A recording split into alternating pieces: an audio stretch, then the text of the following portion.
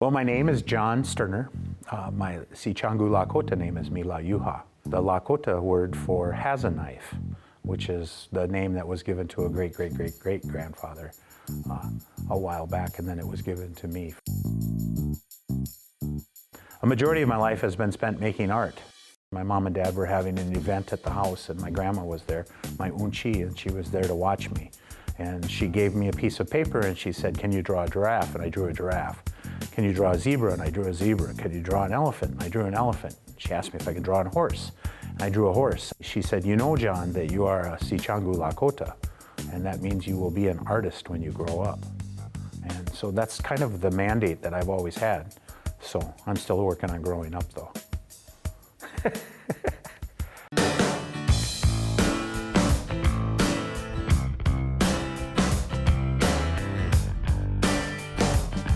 I'm known a lot for sculptures that I've made in Marshall. I'm kind of Marshall famous in a sense. There's Mrs. Whitney sculpture in the center of town. This is Mrs. Whitney. She is considered the mother of Marshall and chose the name of Marshall. Marshall is usually a very windy town. So I can't imagine that when she christened the town, when there was absolutely no trees, that there wouldn't have been a wind blowing that day. So everything is designed to have that movement. And if you drive down this road, she's placed so that you see her almost as a line, and then as you go around, you can see the water coming out and the wind blowing her dress.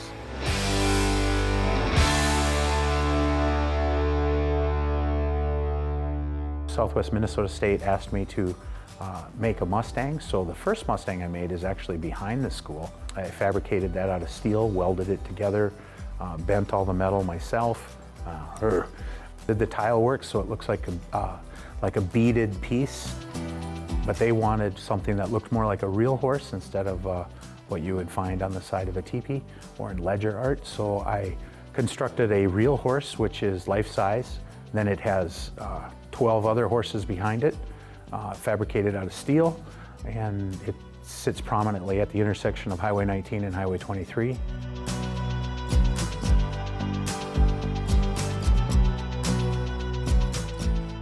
It's a lot of work to get a bronze sculpture. If I was going to make a traditional sculpture, it would be done in a plasticine or a water-based clay. And then when it's ready, they put a coat of plaster over it. It makes these little mother molds, they're called. They separate these molds, and when they go to, you put them back together, it'll be like my cup right here. It'll be an empty vessel. Then you melt microcrystalline brown wax, and you pour that into the vessel. And then you get it, your sculpture comes out in wax. And in this case, like the arm will be separate, this arm might be done separate, the leg might be done separate, and the body might be done. And then when they're cast in bronze, then they'll be put back together and welded together. Bronze, you can pull a Greek sculpture out of the ocean and take the barnacles off, and it's the same sculpture that it was. I mean, Mrs. Whitney, the Mustang itself, unless somebody physically blows them up and destroys them, I technically have a piece of work that's going to be here way longer than me.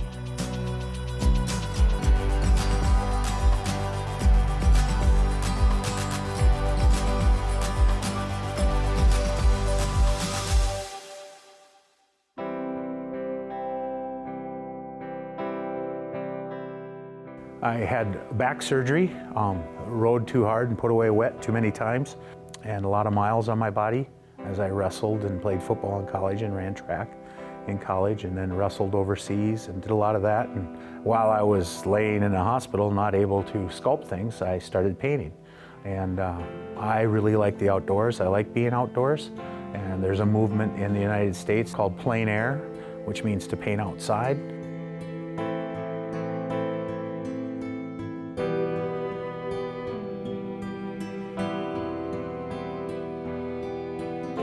I set up my easel and I paint on site, and I can do a painting in 30 minutes to 3 hours, depending on what I want.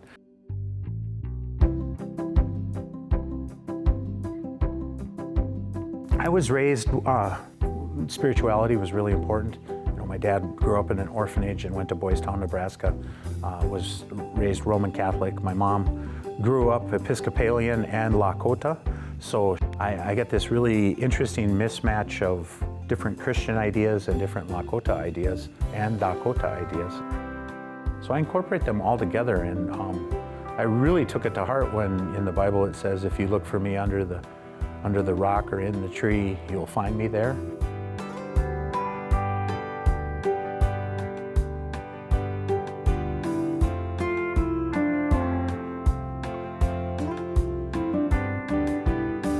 I look for something that causes the eye to move and make you move through the picture and imagine yourself standing in that spot. That's really what I'm looking for when I'm painting. And even when I'm sculpting, you know, I want to capture that moment of action.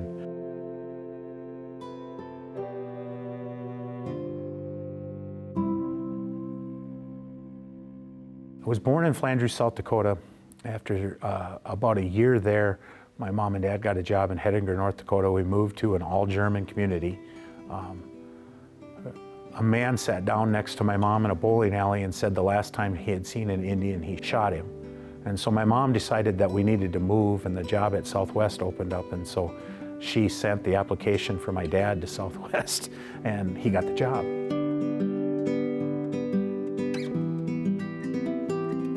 Coming to Marshall, we had left the reservation, we had left my Indian background, and I became, at that time, one of the only people of color in the Marshall School District.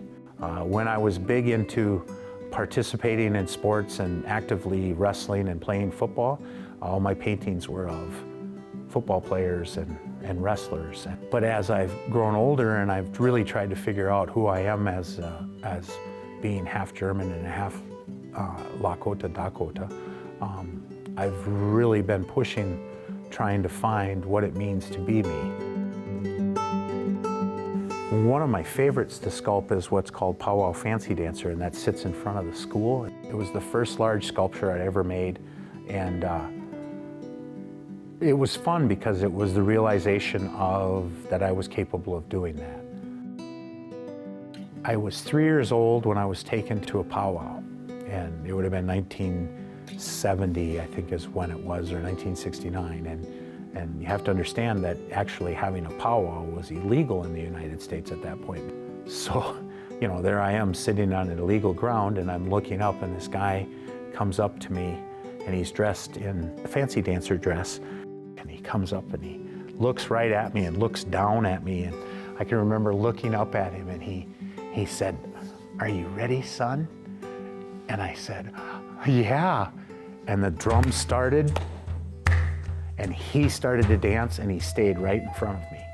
And the sculpture represents me being a 3-year-old looking up, so that's why it's 15 feet tall, because he just seemed enormous. It's an abstract form of a dancer, but all you see are these after images. And I can just remember seeing blue and orange circles just spinning, and it just was so fast, and the drum was pounding.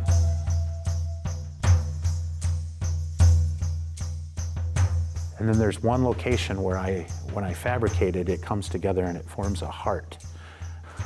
The ability to express ourselves as a people is at the heart of who we are. And it is probably the most important aspect of who we are, is to just be.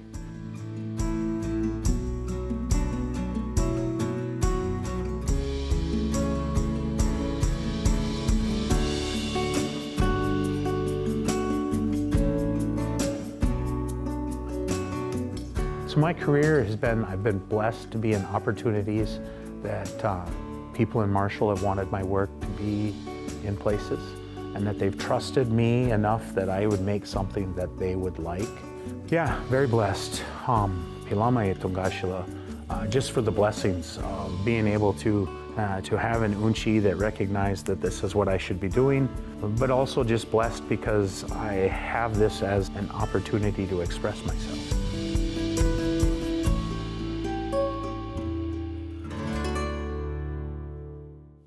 Postcards is made possible by the Minnesota Arts and Cultural Heritage Fund and the citizens of Minnesota. Additional support provided by Margaret A. Cargill Philanthropies, Mark and Margaret Yakel-Julien on behalf of Shalom Hill Farms, a retreat and conference center in a prairie setting near Windham, Minnesota. On the web at shalomhillfarm.org. Alexandria, Minnesota, a year-round destination with hundreds of lakes, trails, and attractions for memorable vacations and events. More information at explorealex.com. The Lake Region Arts Council's Arts Calendar, an arts and cultural heritage funded digital calendar showcasing upcoming art events and opportunities for artists in West Central Minnesota. On the web at lrac4calendar.org.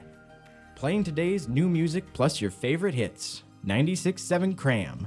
Online at 967cram.com.